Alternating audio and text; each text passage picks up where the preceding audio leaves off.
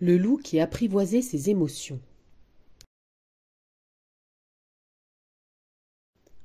Joyeux, triste, excité, jaloux, Loup change d'humeur à 100 à l'heure. Avec lui, ses amis finissent par avoir le tournis. C'est décidé, Loup doit apprendre à se calmer. Mais comment maîtriser ses émotions? Amoureux, excité, rêveur. Effrayé, triste, boudeur, fier. Zen, furieux, jaloux. Content, surpris. Honteux, dégoûté. Le loup qui apprivoisait ses émotions. Texte de Oriane Lallemand, illustration de Éléonore Tuillier, aux éditions Ozu. Il était une fois un loup qui vivait dans une belle forêt, entouré de tous ses amis. Il s'appelait Loup. Mais ce loup avait un souci. Il était trop émotif. Joyeux, fâché, triste, excité. Il changeait d'humeur à 100 à l'heure.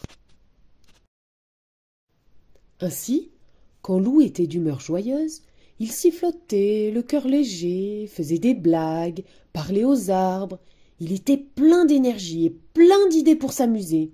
« Coucou, Joshua, tu viens à la chasse aux papillons avec moi ? Hé, gros Louis, si on faisait un chou géant à la chantilly ?» Cependant, si quelque chose le contrariait, il se renfrognait, explosait et envoyait tout le monde balader. « Tu dois apprendre à te calmer, Loup, » lui dit un jour Maître Hibou, excédé. « Tu nous donnes le tournis. »« Apprendre à me calmer ? Mais pourquoi ?» demanda Loup. « Pour être plus serein, » expliqua Valentin. « Plus cool, quoi !» ajouta Joshua. « Mais ne t'inquiète pas, nous allons t'aider. L'entraînement zen commence demain chez moi. » Le lendemain, Loup se rendit chez son ami. « Pour contrôler ses émotions, le yoga c'est parfait, » déclara Joshua. « Respire calmement et fais le vide en toi. » Joshua enchaîna les positions. Lotus, montagne, pont, et Loup essaya de l'imiter. « Ouh là là, ce n'était pas facile. Mais qu'est-ce que c'était rigolo !» N'y tenant plus, Loup éclata de rire. « On dirait que le yoga ne fonctionne pas avec toi, » soupira Joshua. À l'extérieur, Alfred attendait Loup de pied ferme. « Rien de tel que le sport pour se défouler, » dit-il. « Je t'ai préparé un parcours spécial Loup excité. Prêt ?» Et il fila comme une fusée. Derrière lui, Loup courait, sautait, rampait. Alfred s'arrêta au pied d'un arbre immense. « On se retrouve en haut !» cria-t-il en disparaissant dans les feuillages. Arrivé au sommet, Loup regarda en bas et sa gorge se serra, son cœur se mit à cogner dans sa poitrine, ses jambes à trembler. « Alfred, j'ai peur !» paniqua-t-il. « Je vais tomber !» « Calme-toi, Loup, je suis avec toi. On va redescendre ensemble, doucement. » Loup prit une grande inspiration et, tout tremblant, il redescendit. « Tu as vaincu ta peur, tu peux être fier de toi !» le félicita Alfred. Loup sourit. « Ah ça oui, il était fier de lui !»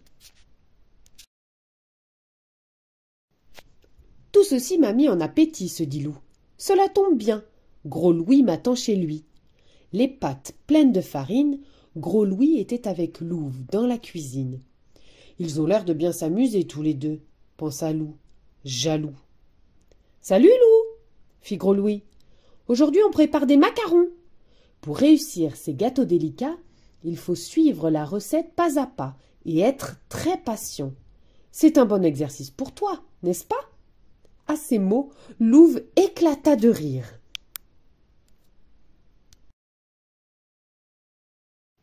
Loup sentit la moutarde lui monter au nez. Il devint tout rouge, tapa du pied et explosa. « C'est ça!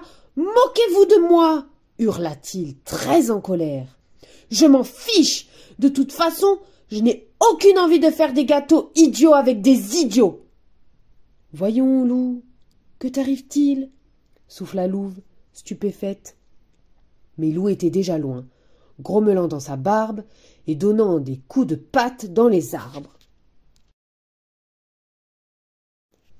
Peu à peu, Loup ralentit son allure, pour finir par se traîner comme un escargot, le cœur gros.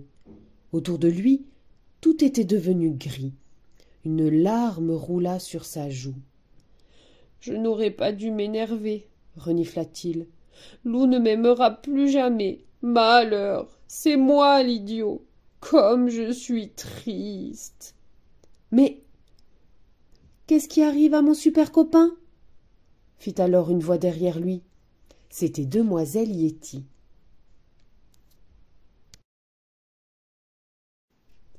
En pleurant à chaudes larmes, Loup raconta à son amie ce qui s'était passé. Elle lui fit un gros câlin, puis elle dit « Ce qui est fait.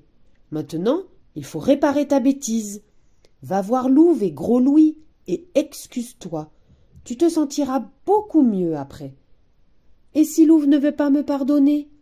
fit Loup, inquiet. « Qui ne tente rien n'a rien, » répondit demoiselle Yéti. « Allez, file !» Tout honteux, Loup retourna frapper à la porte de Gros Louis. « Je vous demande pardon, les amis, » fit-il. « Je ne pensais pas ce que j'ai dit, ce n'était pas gentil. »« Excuse acceptée, » sourit Louve. Loup et Louve se regardèrent, des cœurs pleins les yeux. « Ah, l'amour !» s'émerveilla Gros Louis, attendri. « À table, mes amis, les macarons sont prêts. » Loup applaudit. Il se sentait léger. Et il était affamé. Le lendemain, Loup avait rendez-vous avec Valentin. Quelle activité son ami lui avait-il donc préparée?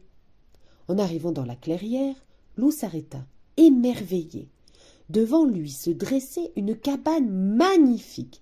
« Je l'ai construite hier, » expliqua Valentin. « Maintenant, c'est à toi d'imaginer ta cabane.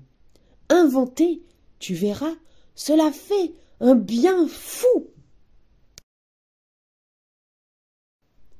Plus excité que jamais, Loup disparut dans la forêt. Il revint les bras chargés de branchages et se mit aussitôt à l'ouvrage. Peu à peu, une drôle de cabane sortit de terre. « Il ne me reste plus que la porte et j'ai terminé !» annonça Loup en fin de matinée. Loup posa la porte, elle coinça.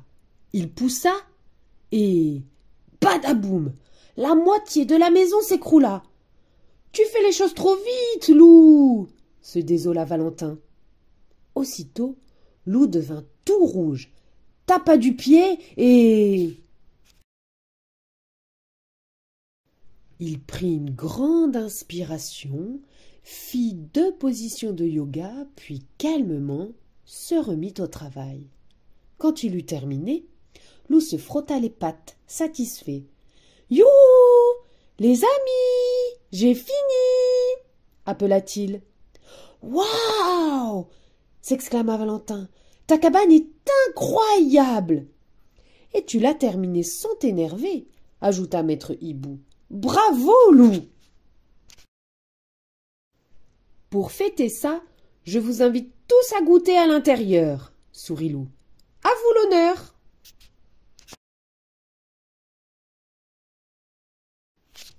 Dans la cabane de Loup, c'était vraiment charmant. Hélas, ses copains étaient à peine installés que la pluie se mit à tomber. « Dépliez les parapluies !» ordonna Loup ravi. « Vous allez voir comme c'est joli !» En un instant, la cabane se transforma en arc-en-ciel géant.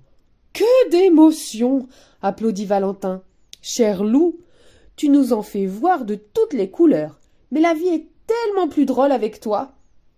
Pour notre super ami, conclut maître Hibou, hip hip hip, hurrah!